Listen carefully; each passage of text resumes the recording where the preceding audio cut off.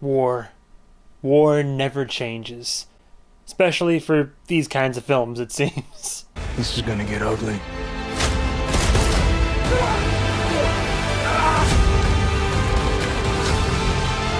Our priority is protecting the men and women who serve this country. 5, 4, 3, 2, 1.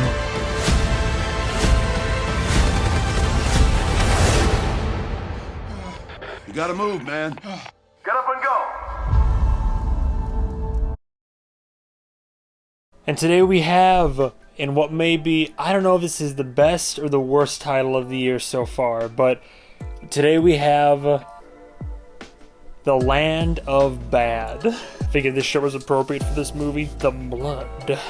I'm not even gonna lie to you guys, I had no idea what this movie was, or that it was coming out, or anything, didn't know anything about it, but Regal Mystery Movie Mondays, they've been becoming more and more of a thing, and how can I say no? It's a mystery film, Regal Unlimited member, so we get it for free, and also, it's always guaranteed to be an early release. Sometimes 10 days out, or in this case, sometimes it's about a month away until this movie's coming out, so we got to see it a month early. They're never like films that are super big, but just big enough where they're going to get a theatrical release. We had no idea what this one was going to be, and then we didn't know what the title of this movie was. It doesn't show the title of this film until like 30 minutes in, and when it showed the title, I think most of us, I wanted to burst out laughing, but I'm pretty sure I just kind of chuckled a little bit out loud. It was just like Land of Bad. I was like, alright. Land of Bad is a 2024 release. I gotta start saying that before I do these reviews. I keep forgetting to preface it. By director William Eubank, who I am completely unfamiliar with, but here's the gentleman right here. Some directing credits, but mostly cinematography. So usually experience behind the camera with this fella, but in the more on the lines of making sure the shots look good and helping with the camera work. But I'm glad that somebody who was more experienced in that field then chose to direct a film. It kind of helps usually translate well to the film. Filmography, in terms of what you might know, kind of mixed, because on one hand, most recently, aside from this guy directed Paranormal Activity, Next of Kin, which, I mean, those movies hit or miss, mostly miss now, have kind of fallen off. I'm pretty sure I stopped at the Ghost Dimension, which was just ass. Like the first one, iconic. Paranormal Activity, the marked ones though, that was actually, I enjoyed it. That was campy and that was fun. This guy also did Underwater, which Kristen Stewart movie with the short hair and the underwater scientists. I think it was supposed to be good. I've been meaning to watch that film since it came out. It seems like this guy's filmography is limited, but also hit or miss. In terms of the star power, there's the one big obvious one. I didn't realize who a lot of these people were, funny enough. The one that you'd really know for sure, and I think that if I had seen the trailer, I would have gone for him mostly, is Russell Crowe, who I think the last time that I covered Russell Crowe might have been when I reviewed Unhinged. That was a fun movie. It's a silly movie, but it was a fun movie. But I didn't realize two of the Hemsworth brothers are in this. Everybody knows Chris Hemsworth, obviously, Thor. But both Luke and Liam are in this, with I believe the star being Liam.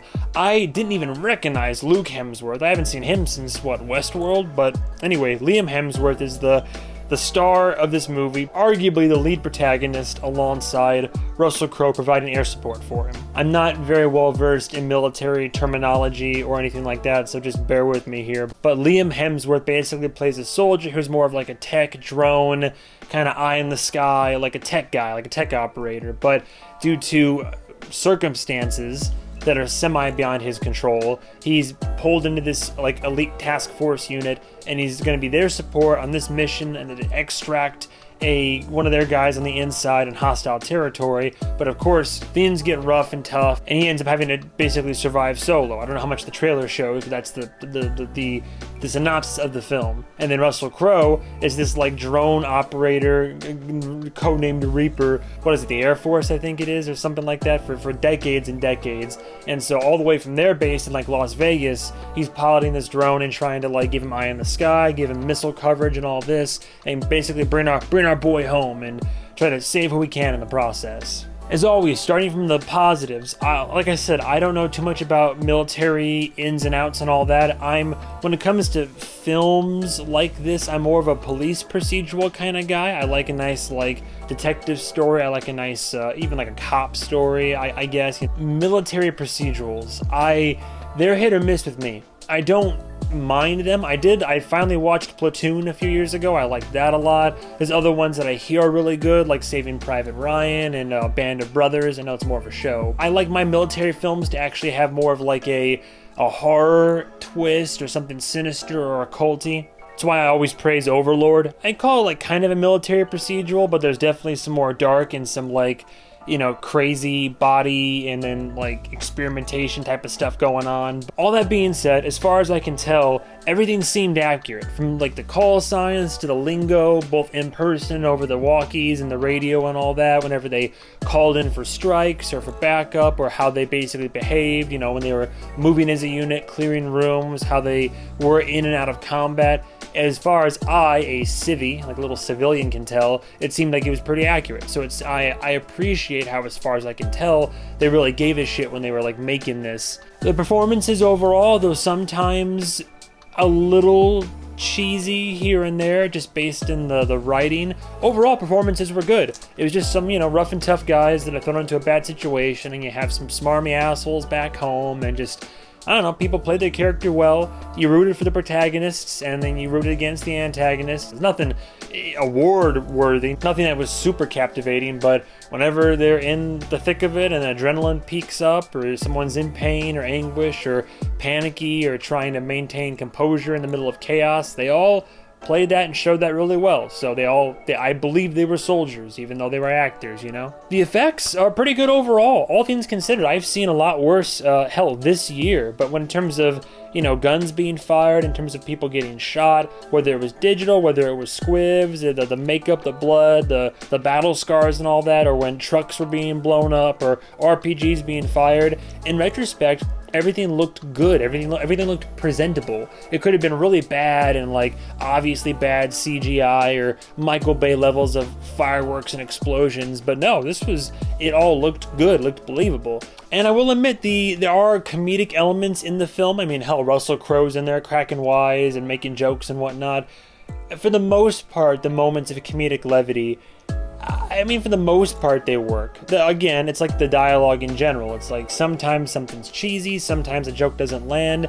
There were comedic moments that did give me a chuckle, or I did just kind of like, you know, to myself a little bit. Like some of them landed. They were kind of funny. Right before we get into the cons of the film, by the end of it, I don't want to say if it won me over per se, but I was enjoying myself more by the end of the film than when the film started, if that makes any sense. Very gracefully leads us into the segue of the meaty cons of the review. The first act is pretty slow, for me anyway. I don't know if it's just because military procedurals is a lot of like trying to establish characters. The movie takes its time in showing these guys gear up, gear out, you know, crack wise, travel to the destination, get to the destination. While they're traveling, we introduce Russell Crowe, his people over there. There's just a lot of setup, and it's not done in a super engaging way, and a lot of military jargon being thrown around that I just kind of, admittedly, I was zoning out a little bit. Like, I was kind of more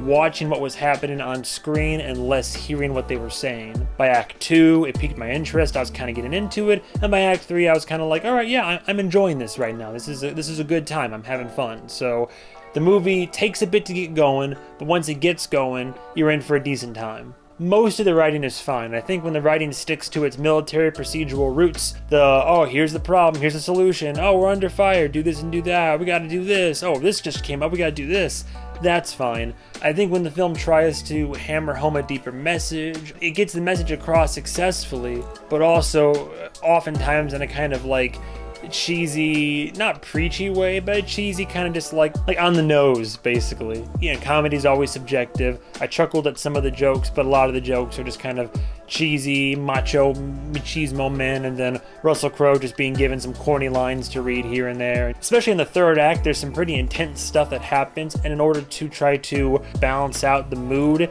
the movie cuts away from one character to another. The juxtaposition is supposed to be like so crazy that it's comedic, but I think that it gives the movie some tonal issues in the third act, and they probably should have just stuck to their guns and focused on the horror and the terror. It was a choice that I wouldn't necessarily have gone with. I forget the actress's name.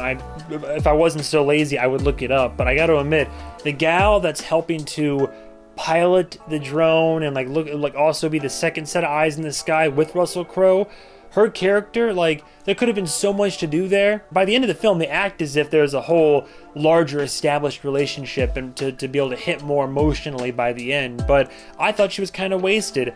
I liked her character, what little she was on, like, involved and on screen. Technically, she's involved a lot through this op, but mostly just to support Russell Crowe's character, not to like upstage Russell Crowe. I thought they could have fleshed her out a lot more. I would have liked to have seen more of her, and instead I got more of other people that I wasn't too crazy about. I already said it once, but the title, I don't know, like Land of Bad, like it works and it doesn't work. I don't know if I would have chosen that for the title of it, and maybe that is I think what it's referred to. I think that the opening has text that says like the Sulu Sea is da da da or something like. It's like a pre-established area that's like known. It's like infamous, I guess, in like military or like Navy or Air Force circles or something. So maybe they do call that area the Land of Bad, which is fine if that's the case. Again, no research Charlie over here. And then one thing that this is a choice they made in direction and cinematography, and I don't think it's like a bad choice, but it was noticeable enough where it happened frequently and it took me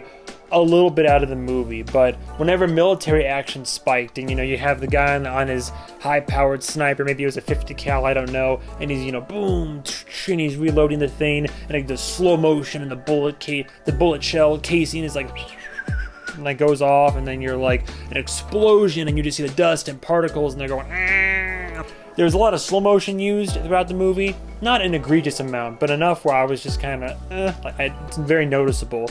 And then sometimes, like when rockets were landing or when explosions were happening, the camera would cut to what I thought was POV of the rocket sometimes, but then it's really just the rocket goes, it explodes, and then man put a camera on a drone or something and flies through the explosions as they're going off, or like flies through it as a pan, or flies into the water and does a weird tilt or move, and like, I don't know, again, I get it, they were going for like a style choice, I get that, but between that and the slow motion, they were like a little bit Michael Bay-y, ambulance-esque for me, and I didn't love the choice. That's just me personally, but again, these are creative choices and decisions that just took me out of the movie a little bit. End of the day, going into this movie completely blind, which might have been for the best, because I don't know if I would have gone out of my way to see this before. I didn't love the film, but I've seen worse this year in general. I've seen worse in the last 6 months, and hell, I mean, I've seen worse in mystery movies, honestly, like Founders Day, but no, they actually tried. This takes a while to get going, but overall, if you're a fan of military films, and with no big twists, just a military procedural film with your protagonists and your vague, questionable ethnicity, often just cloaked and masked random foreign bad guys, then you're in for a good time. Just R-rated military action, root for the troops, save a country, whatnot. If you're up for that, then you're in for a good time. I would say overall, Land of Bad is, I'd give it a high 3 out of 5. A high 3 out of 5. Between quality of a film and personal enjoyment, I would say this film is arguably above average. I mean, if you're not into any of that, then skip it. I don't know if I would say see this in theaters. I mean, if you really are jonesing for that kind of film, or if you're really into that type of stuff, then it could be worth the experience. But I wouldn't say you have to see it in theaters. I would say you have to see it. It's not gonna be anywhere on my top list for the year. Thank you guys and gals so much for watching, and stay tuned for the next episode of whatever I do next. Goodbye, travelers.